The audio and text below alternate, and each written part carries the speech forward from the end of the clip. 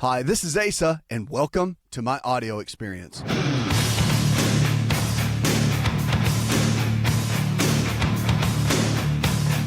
prescription for I Knew You America. Let's kick it off and go with Barbara. Hi, Barbara, welcome to the show. Hi, thank you for taking the call. Sure, darling. What's up? Well, my husband's been plagued with these headaches for like 2 months now. He defines them as low-grade headache. It's only when he sneezes or coughs or picks up something heavy or bends down. We've been to an internist. We've been to an ear, nose, and throat. We've been to a neurologist. We've had an MRI done. There's nothing there in the brain that's unremarkable. And they've given us some medication called indomethacin to take, I guess, an anti-inflammatory. But they're mentioning spinal fluid, and I'm kind of getting worried, and he's concerned. And he's continuing to do his daily routines. We're kind of putting off everything else. So he's had his workup done, and just no one, all the doctors that you've been to, no one can really figure it out, right? Right. Where does it stand? What do they say? What do they tell you to do? I'm curious. It's all they've given me is a prescription for indomethacin. That's it? Just the indomethacin? Yeah, that's it. And my response to the doctor was, well, is that it? You're just going to give him something for the pain, and we're not going to find out what this is from and cure it? And evidently, they don't know. They're calling it a cough headache. Technically, cough headache. How's his blood pressure? His blood pressure's great. Is it? Where does the headache hurt the most? I know you said when he bends over it makes it hurt, but does it ever hurt when he's... When he coughs or when he sneezes, and he says initially it's a stabbing pain, and then it's just a dull throb that just goes away after a while. But where does it hurt, though? Where on his head? Yeah, like over the right eye or the left eye or the back of the head? In the back.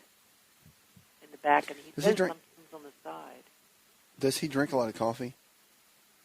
He drinks decaf. Okay. And it only how's his stress level? How's his stress level? Well, he's retired, so I would think he'd have a lot of stress. I can't imagine where it's coming from if he's having a lot of stress. So. What did he do for a living for years? Office work. Like, did he run a company? We're retired now, so. No. What did he do up to the point he got retired? Well, he worked for the government in the D.C. area. In just an office job. So. The reason I'm asking is, does he miss his work? No. No, we're very happy. So life is much happier. Okay, I got it.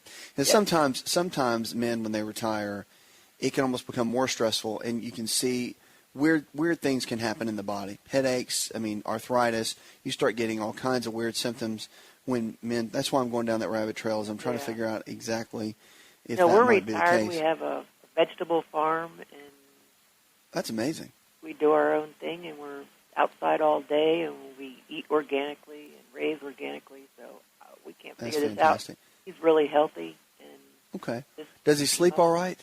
Has his sleep patterns, are they pretty good? Mm-hmm. Yep, he does. Okay. And it only hurts when he coughs, sneezes, strains, or otherwise, right? Not just when he's hanging out normally? Right. Okay. Does he exercise? Yes. Fantastic. We get a lot of cardio or weightlifting? Both, actually. We go to the gym, so he's lifting weights, and of course we have a lot of work around here. So outdoors. Well, now that's straining. Does it give him a headache when he works out with weights? He hasn't said it does, so I'm assuming no.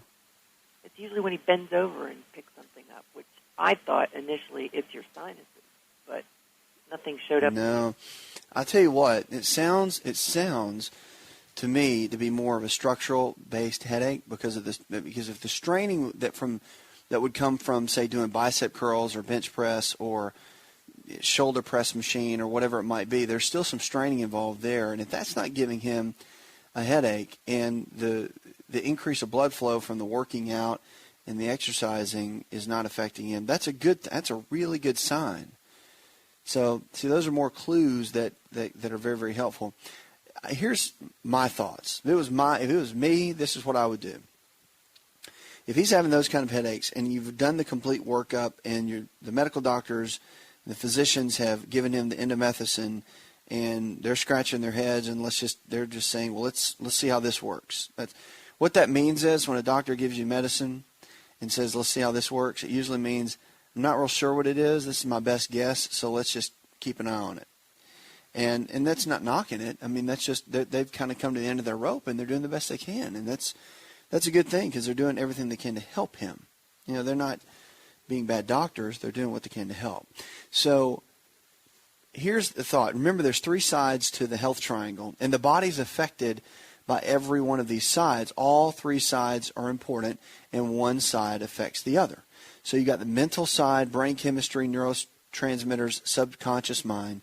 You got the chemical side, and that's how your body chemistry functions, how the heart, liver, lungs, kidneys, liver, pancreas, thyroid, how all that stuff works. And then you've got the structural side, the bones, the muscles, and the nerves. Now, the nerves control everything in the body. The interesting thing about that is that the nerves go in through the spinal cord, out of the spinal cord rather, through the vertebral bones, and then out into the different organ systems and various tissues within the body. Well, the ones that go up in through the cervical region, the neck, kind of the base of the neck, the occipital area, all of that part of the region of the body would be good to have someone look at that, and potentially they can do certain tests on it, and there might be even some manipulations that they would want to do in their own style that would be beneficial. And it's definitely something to look into, without a shadow of a doubt. I think if you don't, he would be doing himself a disservice in not looking down that route and letting them evaluate and even doing some of their treatments along the way. Because when headaches like that are unexplained, a lot of times they can be chemical, they can be genetic. There's a lot of different factors. That can be environmental toxins that could be causing some of that. But the structural part we see often with headaches, and it's one of the least areas to be addressed. It's kind of whenever nothing else works, let's go that way. And believe it or not, the structural part of the body plays such a key role and is so important.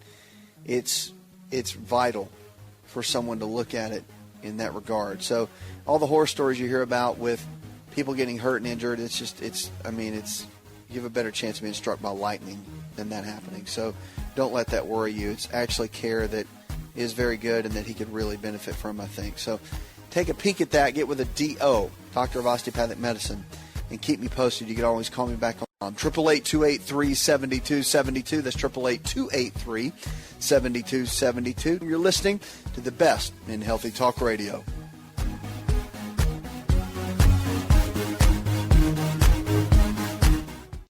If you're looking for increased strength, increased endurance, and better recovery, then look no further than an all-natural nutritional supplement called creatine hydrochloride. Concrete is the brand, and it's the most absorbable form of creatine hydrochloride found today. Now, creatine is not just for athletes. You probably heard that before, but creatine hydrochloride is for the everyday person looking to improve their health. Listen, I started taking creatine in college when I was a strength and conditioning coach at Florida State University, and I've taken it ever since my college years, and it's made a massive difference in my life. Everything in my body, I believe, is functioning better because of creatine. Creatine hydrochloride I've moved over to using Concrete, and it is the best form of creatine on the market. Concrete creatine hydrochloride is available at most Walmart stores and on Walmart.com or any store that carries nutritional supplements. Just make sure to look for Concrete brand creatine hydrochloride and watch your endurance, your strength, and your recovery and your immune system get boosted today.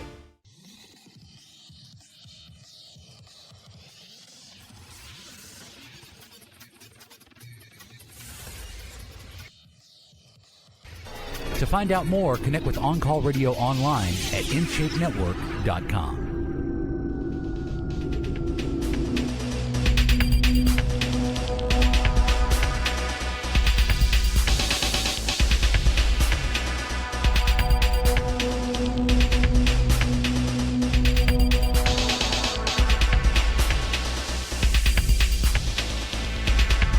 Welcome back. You're not involved in Facebook on Twitter with us. Go on and join and catch up with everything going on behind the scenes with the show and all the new information coming out. Great information about our weekly email newsletter. So if you're not signed up for that, U.S. government sends home health care money to states. A new report says that states stand to gain billions of dollars as provisions in the U.S. health care plan to move Medicaid patients out of institutions come online, with 13 states awarded $45 million in grants on Tuesday. And the Health and Human Services Agency said this, that Medicaid is the health program for the poor that was greatly expanded under the health care reform. Extending Medicaid's reach, the U.S. government is also increasing reimbursements sent to states and awarding new grants for the program. Still, most states are worried that they will not have enough money to administer many of the parts of the health care plan and are requesting waivers for implementing components they cannot afford under their stretched budgets. Now, many are also trying to block the law in federal courts, saying it usurps states and individuals' rights. Florida, which is leading a multi-state legal challenge to the law, was one of the 13 states awarded a grant to move the elderly people with disabilities and Medicaid recipients with mental illnesses from nursing homes and other institutions back into their homes or communities. The federal government said the grants will likely help 13,000 people.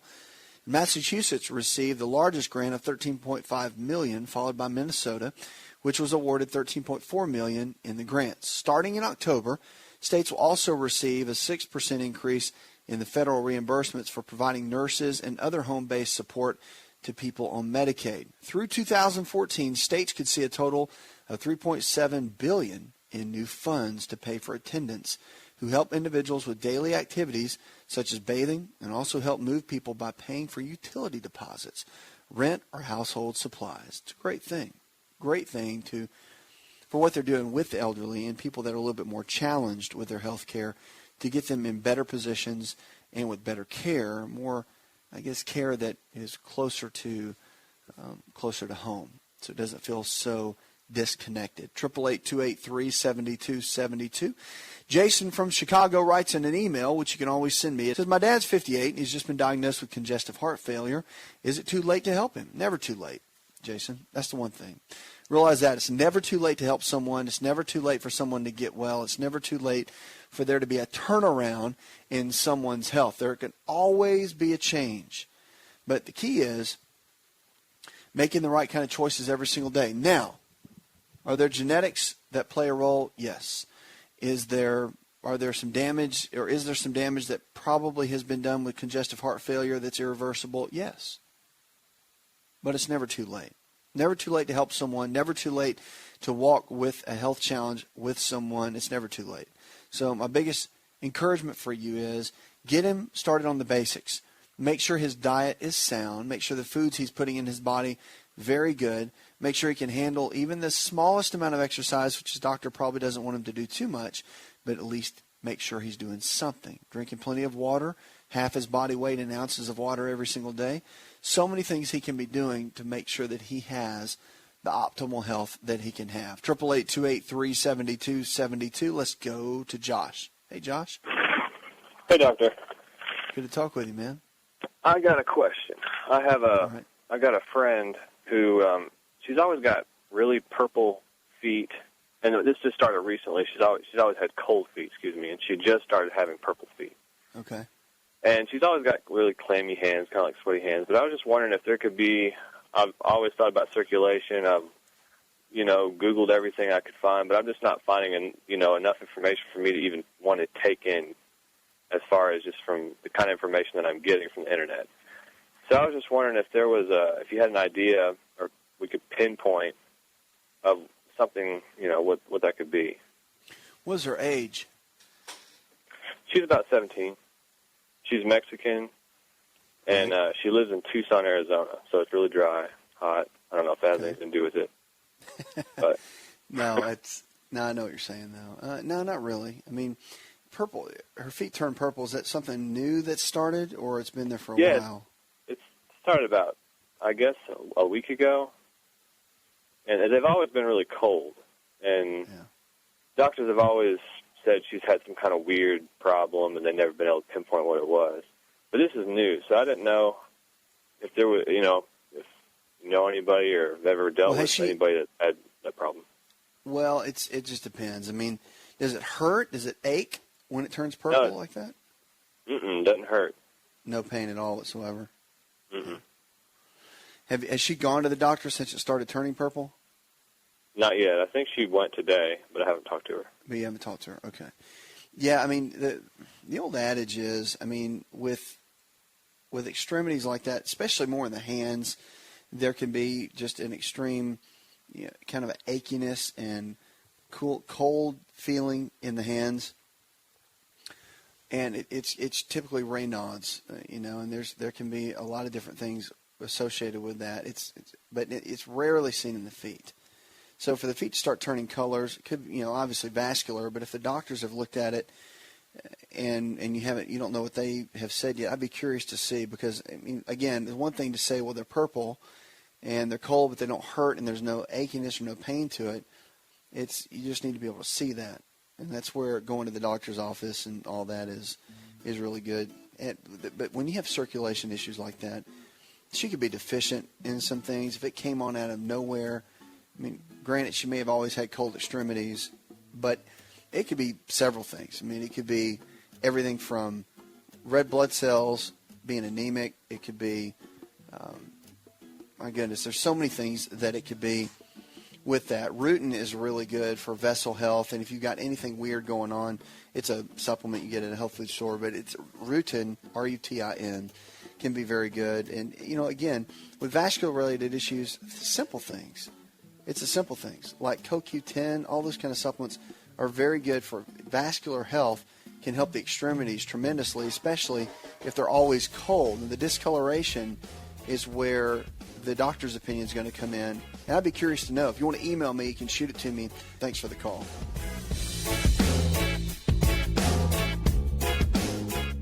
Want to turn back the clock 15 years and have more energy? This is Dr. Raisa telling you to just breathe with LiveO2. LiveO2 delivers the right amount of oxygen we need for optimal health. Go to liveO2.com. That's liveO2.com.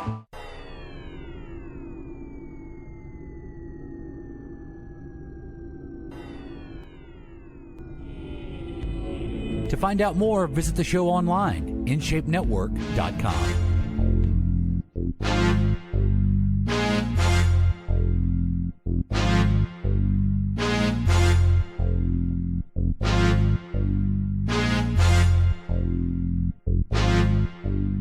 Your health really is your greatest wealth. Do you view it that way?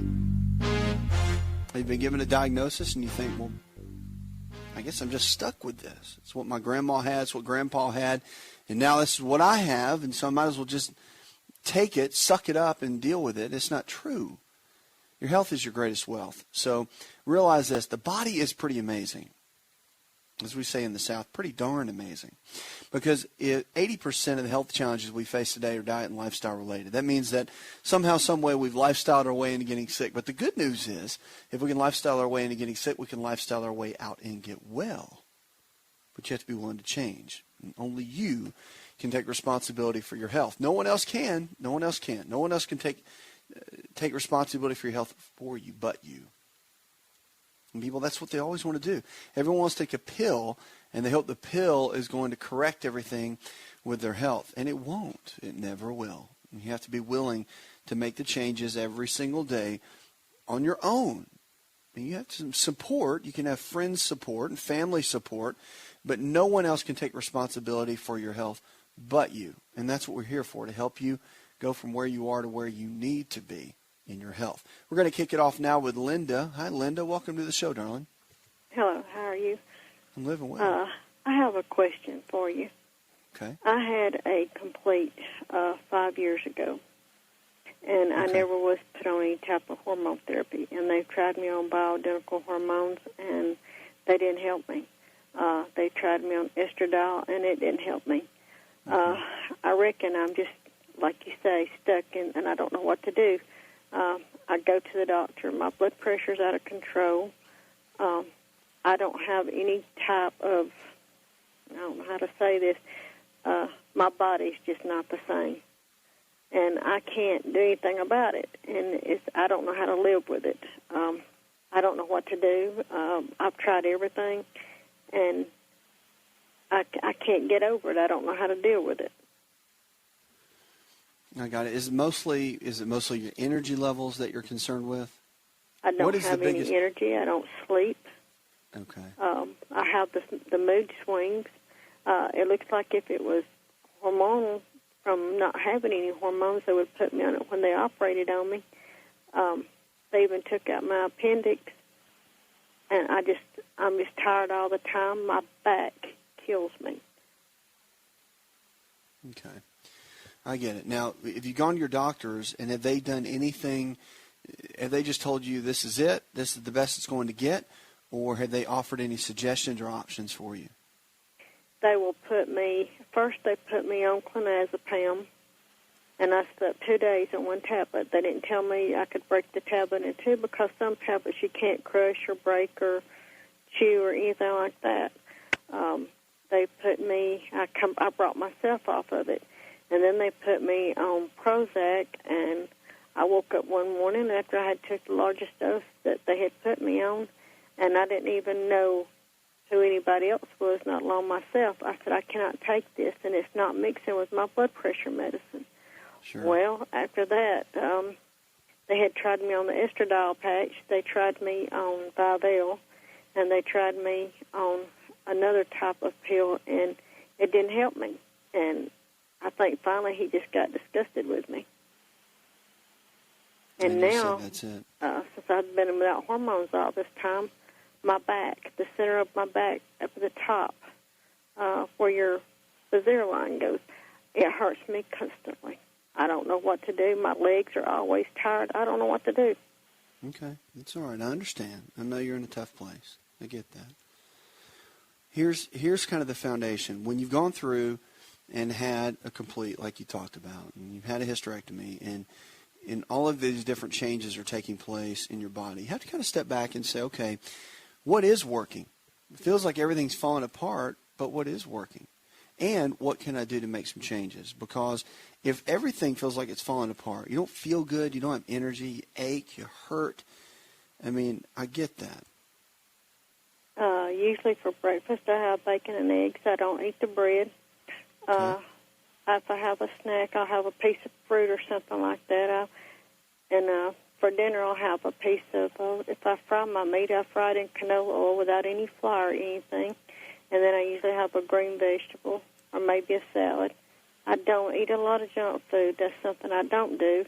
But and I drink tea, but I usually use Equal or Splenda in my tea. I don't eat a lot of sweets. But if they put me on a hormone, it's like I blow up overnight. Yeah, I got it. So I'm eating right. You are eating pretty well. Now, I'm gonna change a couple things based on what you said, but I am proud of you. It's not like you're eating a ton of junk food. Lunch you need to make sure that you include always at every meal. Let me just say this. You need a lean quality protein like chicken, fish, beef, or eggs. You need a low glycemic carbohydrate, fruits and vegetables, and you're doing that. And then you always need a good healthy fat. See, here's an issue too. Hormones in the body are, even though you've had a hysterectomy, your body still produces estrogen in the fat cells. So the body is pretty amazing, and it's quite resilient. So even though you remove parts from the body, it will compensate and can work very well in other areas. So something to consider for yourself is to make sure you go in and you balance everything out within your diet, first of all. Lean proteins, low glycemic carbohydrates, fruits and vegetables, and the good healthy fats. Your fats are going to be really, really important because the fats don't make you fat. Remember that. That's a key component. Fats don't make you fat, but they actually are going to make a big difference in your overall health with your hormones and the way you feel, aches and pains. They lower inflammation. And almonds, walnuts, cashews, avocados, fish oils, very important to be taking cod liver oil every day, at least a tablespoon. Don't do the gel caps, at least a tablespoon of the oil every single day. And matter of fact, the Foundational 4 supplements would be the top priority in my eyes. And I'm just a big fan, and that's why I talk a lot about it in my book. And here on the show, I'm just a big believer. These are the 4 things that we don't get in our food supply that we need, and that's a good whole food multivitamin. digestive enzymes to break your food down, cod liver oil for your omega-3 fats, vitamin A and vitamin D, and probiotics. Probiotics put the good bacteria back in our digestive tract. So real simple to follow, but yet so, critical for overall health, and something that I would desperately encourage you to look into. White willow bark is really good too for some of the aches and the pains. But getting that gut cleaned out, meaning everything. Canola oil, don't cook with that anymore because it turns to a trans fat and one of the number one cancer-causing agents that we have. If you're going to cook with any kind of oil, there's three. There is coconut oil, very good. There's also butter, regular butter, and then grapeseed oil. So any of those are going to be fine to cook with. Coconut oil and butter are the top two. If you've got to go with grapeseed, go with that. And you'll notice a big, big difference in your overall health, energy levels, and the way that you feel. Now, energy is going to be comprised of a couple of things. With hysterectomy, it could be a result of estrogen, could be a result of progesterone as well. But the adrenal glands are the body's stress glands. And when they get worn out, when they get tired, when they're not functioning at their peak level, which they're two little glands that sit on top of the kidneys. So if they're not working at their best, then your body's not going to function at its best. And it's important to get those built up, keep them strong. Vitamin B5, vitamin C, pantothenic acid, all of that works hand in hand to keep those adrenals functioning at a peak level, at a high level, and keeping them at a place that they need to be. So something to encourage you to look into, B5, pantothenic acid, and also vitamin C. So I hope that helps. Knowing this, things like black cohosh can help, wild yam root can help, but make sure you work with your physician, getting blood work done. Don't just take a bunch of supplements and just hope you feel better. Get with a doctor that can monitor your hormones, even if you decide not to do the bioidenticals and all that, which I'm not telling you to do that. But getting the blood work done and or saliva test, however you want to do that, however your doctor wants to monitor it, seeing exactly how your body's responding, how it's functioning, and what it needs so it can function at the highest level. All right? But one thing don't lose is your hope. Don't lose the fact that even though you've had a hysterectomy and you feel like you're falling apart, the one thing you've got to remember is you're not. You're not falling apart. Your body's not going to just collapse on you. You can do well. Your body can recover in many ways. And you can have vitality again. It's not over. It may feel like it's over, but it's not. And you can have energy again. And, the goal here is to get Linda back. We need Linda to be the best Linda that Linda can be. And we need you to be all you can be. But see, the thing is, no one else can help you. No one else can do this. You have to do it for you.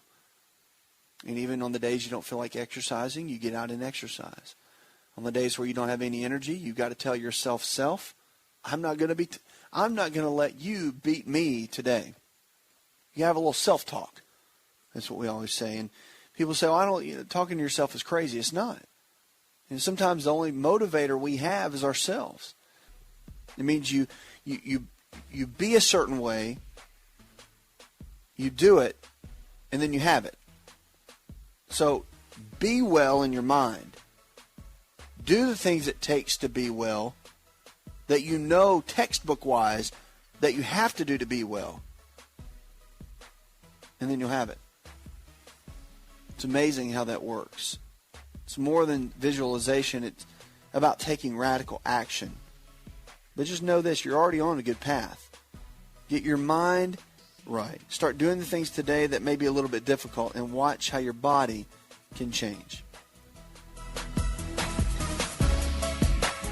Are you ready to chow? It's time for Keto Chow. When it comes to eating healthy, the keto diet has become one of the nutrition leaders in optimizing health, losing unwanted weight, and reaching your health and wellness goals. No extravagant cooking, no long kitchen cleanup, and most importantly, especially for me, it's convenient. Just put quality Keto Chow powder in a bottle, add some heavy whipping cream or your favorite fat, a little water, and boom, shake it up and you're ready to chow. Keto Chow tastes amazing. So make Keto Chow easy for you and your family today with Keto Chow. Let's go chow. Visit Keto Chow online at ketochow.xyz. That's ketochow.xyz.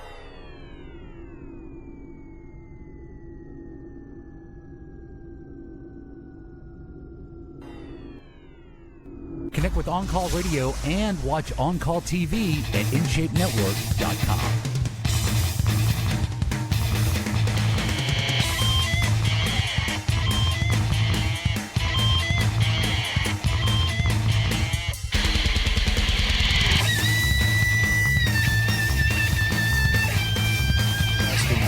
Talk Radio, the show where your health really is your greatest wealth. Jesse, you're on. How can I help? I was curious to ask you a question about this health challenge that I have. And it's last maybe 5 days ago, I woke up one morning and I have this pain, and it radiates from like the xiphoid process all the way up to my larynx. And it goes, I can even feel it through my back. You know, it's like now I had pericarditis one time. Sure. And it feels similar to that. But I went to the doctor today, and it's not that, he said. And he's sending me to a GI guy. And they said because of the pain and where it's at, they're getting me in rather quick. They got me in tomorrow already. And I was wondering, with that being said, I also have, I have Barrett's, and I've had that for about 10 years. I was diagnosed with it 10 years ago, but I had the Nissen fundoplication at the same time. They found the Barrett's, and I was just wondering, you think that's esophagus related? Also, my head, if I bend over, my head goes below my waist. It's unbearable. I mean, the pain is, or if I belch, the pain is really shoots up. But it's not acid. It's not burning. It's a deep pain, sharp pain. Well, the Barrett's, let's talk about that. How are you dealing with, I mean, obviously you've had acid reflux then for a long time, right? Yeah, I had it for 18 years before they decided to, diagnose it and fix it. Yeah. And so for the most part, is it taken care of? Yeah. After the Nissen was done, I didn't have a bit of trouble, but they did keep me on Prilosec pretty much about 60 milligrams a day. And now I'm taking something called, I think it's called Xylacant or something like that. I don't know. It's a new PPI, proton pump inhibitor. Sure. And it's working it's more okay, powerful right? one, they said. But it's working okay? Yeah. There's no acid. There's no burning. And that's what he asked me. You got anything coming up in your mouth? And I said, no, not at all. There's nothing like that. I think the Nissan's still working great, but the Nissan's still working great. And it's just this pain. I don't know where, just all of a sudden. What I will tell you that I missed taking my Prilosec for 2 days, and I didn't have it. And the second day was pretty rough, so I went out and got it. And then, and after that, that's when the pain started. Do you eat much dairy products at all, like cheese, yogurt, milk? Oh, I love yogurt. Yeah, I eat a lot of yogurt, but I drink. But the only other dairy thing I eat is goat milk. I drink a lot of raw goat milk. Raw goat milk. Okay. What about breads and things like that? Do you eat much of that? No. Pasta, bread. No, I stay away from bread. I used to work out hard, and I know about staying away from bread and pasta and that. And all that kind of thing. So what does your diet look like, breakfast, lunch, and dinner, typically?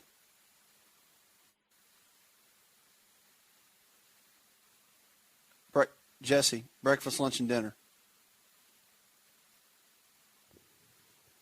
I think we must have lost.